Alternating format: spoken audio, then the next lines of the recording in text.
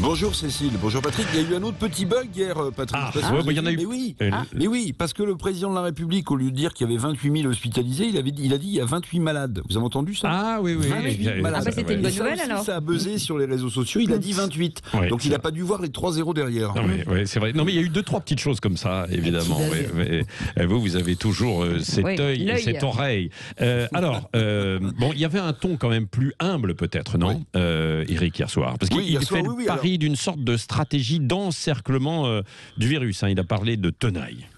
Oui, mais alors Emmanuel Macron, alors sur la forme, vous avez raison, vous l'avez noté, il a employé le mot humilité au début de son allocution, et puis à la fin de son allocution, il a reconnu des erreurs, mais évidemment, il reste droit dans ses bottes. Alors depuis hier, voici la stratégie, vous appelez ça la stratégie d'encerclement, moi je vais l'appeler la stratégie de la tenaille, tenaille avec entre confinement large et campagne de vaccination. Alors, le confinement large pendant 4 semaines, a dit le chef de l'État, pour faire reculer la pandémie, bon, très bien. Le problème, c'est que dans les départements où ce confinement large est déjà mis en place, et je pense par exemple, au hasard, aux Alpes-Maritimes, l'épidémie ne recule pas et continue de progresser avec ce confinement large. Il faut quand même le savoir, en dépit de ce qu'a dit le chef de l'État hier.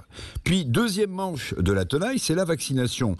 Alors, jusqu'à preuve du contraire, on le sait, cette campagne de vaccination, très bien, est lente, mais surtout, elle est trop technocratique. Vous le rappeliez tout à l'heure, Patrick. Et vous pensez que depuis hier, la technostructure française va s'alléger par un coup de baguette magique. Alors ok, on peut espérer avoir plus de doses, mais est-ce que la logistique va s'améliorer? Est-ce que la bureaucratie va s'alléger comme ça du jour au lendemain?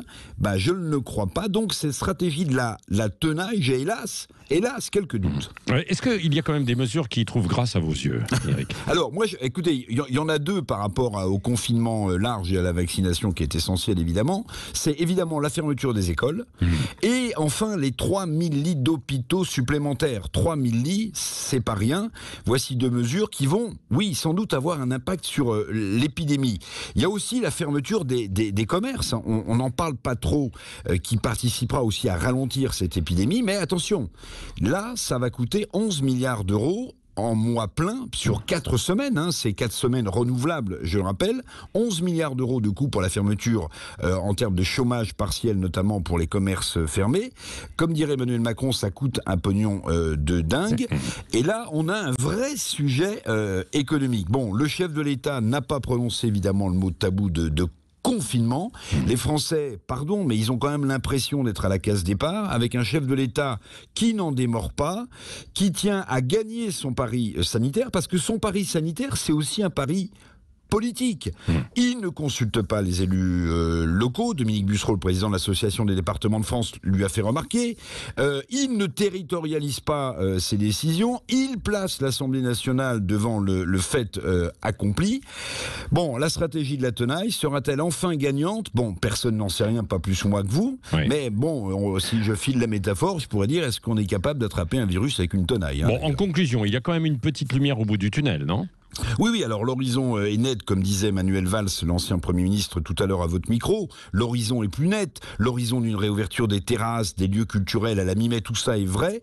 Mais vous connaissez la rengaine. Les promesses n'engagent que ceux qui les écoutent. D'ailleurs, quel sera, l'état de l'épidémie ou des variants au mois de mai? En vérité, personne n'en sait rien. Mystère et boule de gomme. Mais une chose est sûre, les Français sont fatigués, ils sont crevés, ils en ont marre. L'espoir fait vivre, c'est vrai. Alors, on veut revivre. Alors, pourquoi pas cette stratégie de la tenaille? En tout cas, on n'a pas d'autre choix, évidemment. Oui, merci Eric Revel.